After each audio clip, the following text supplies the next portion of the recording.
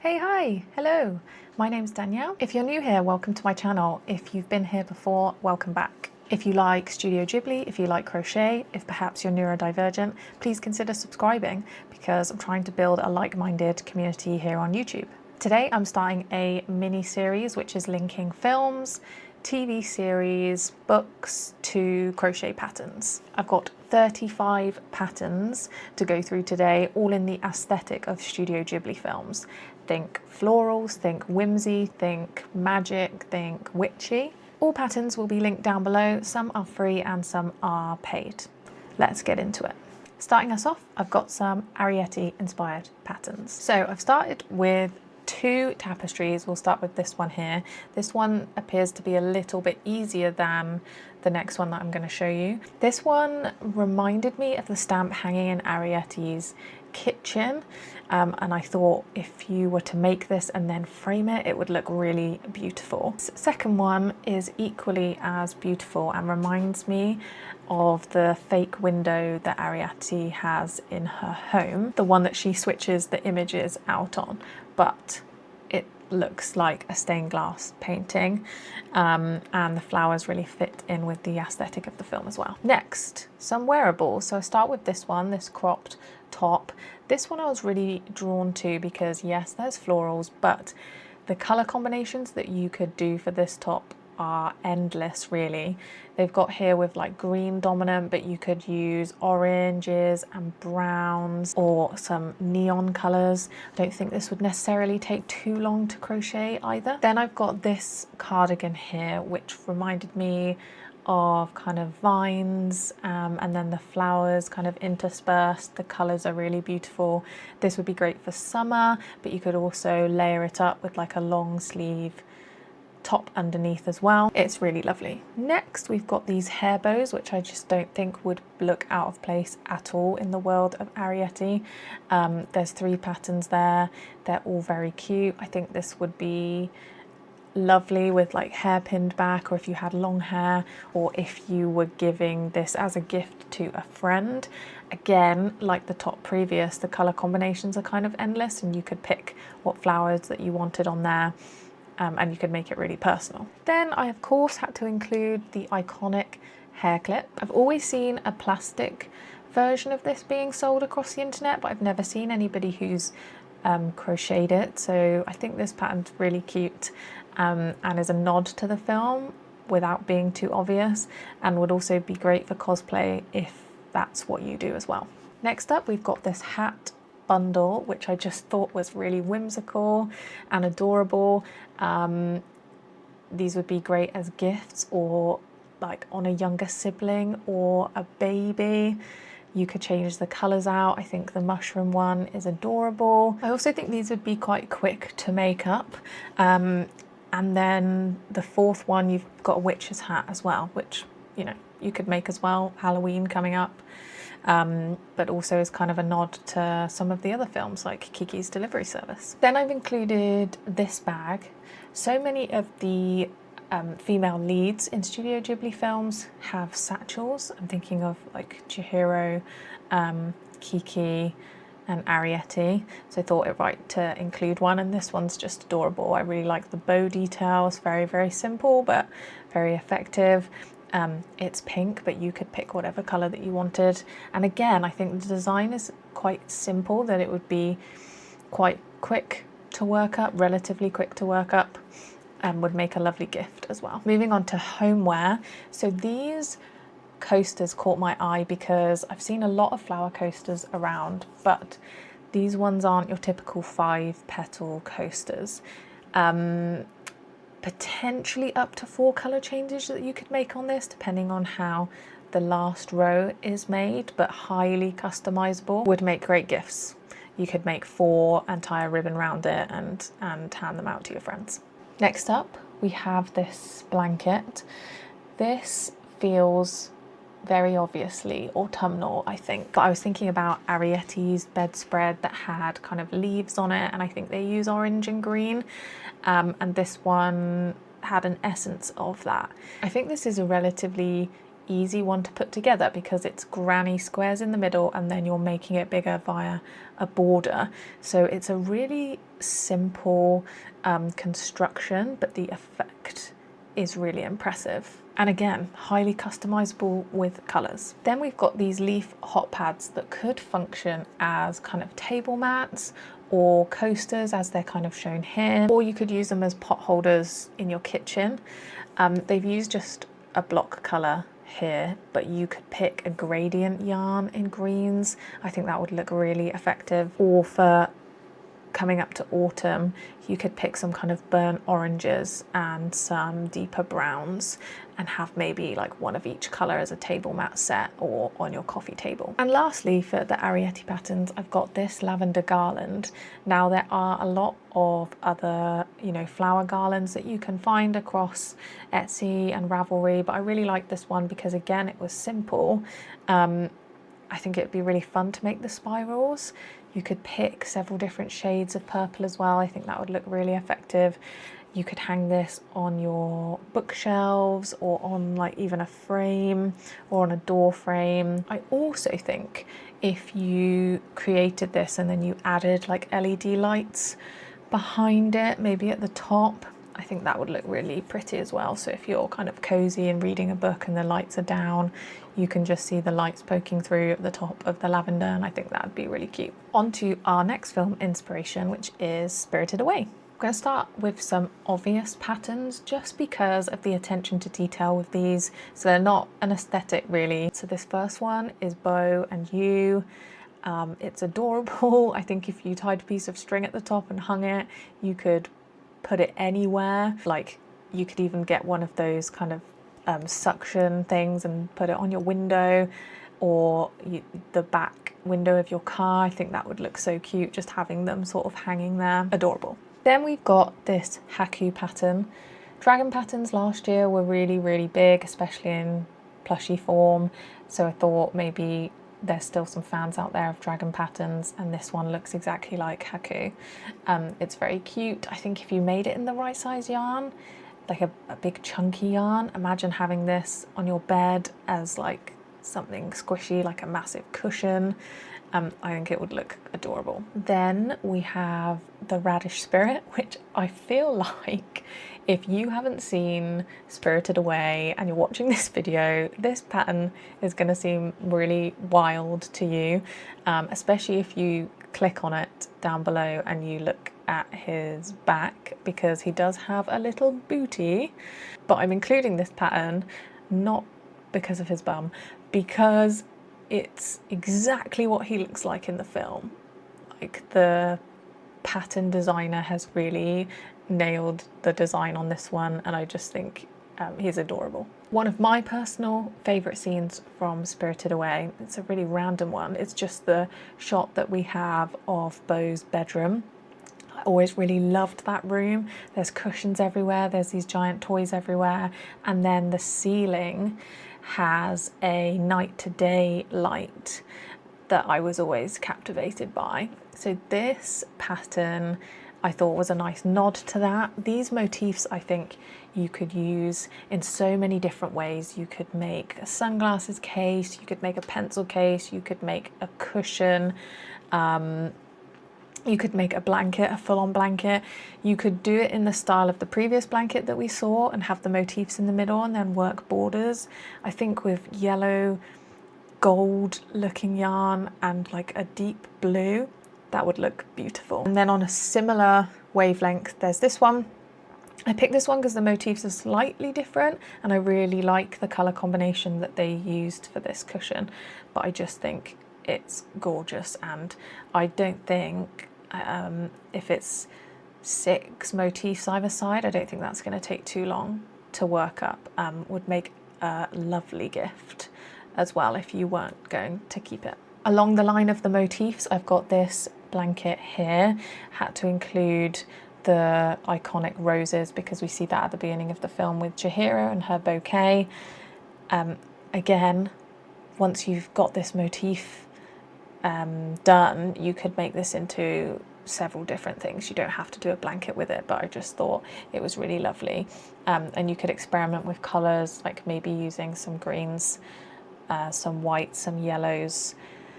Roses come in so many other different colours as well, so you could personalise this as far as you wanted to. Then we have this soot sprite bag, which I think is just really well executed. Again, highly customisable with colours, and you can use the motif for several other projects as well. I feel like you could just use the soot sprite section and have them as coasters for your drinks or something.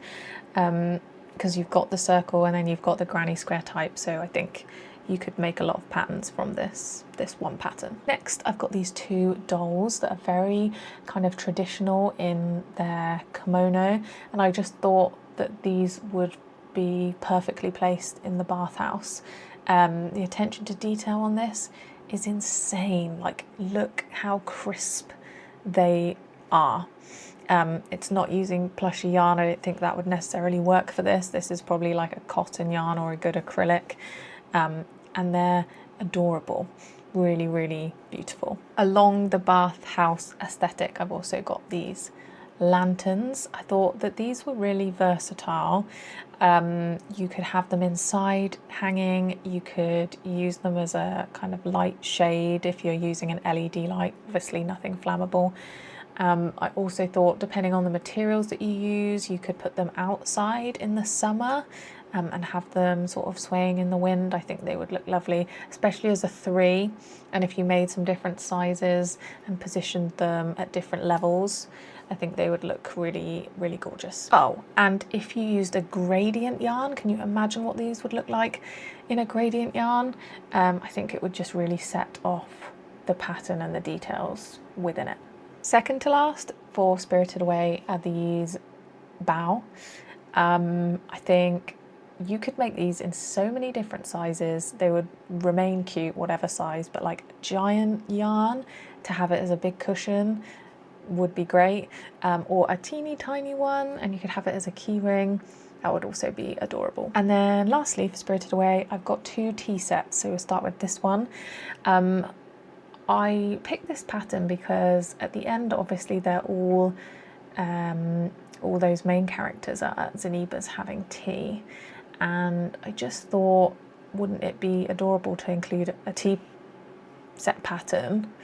And I had a look, and then I found these adorable ones. These would be great as gifts for children, or you know, like with play food, just getting to know what plates and cups and things are, having a tea set.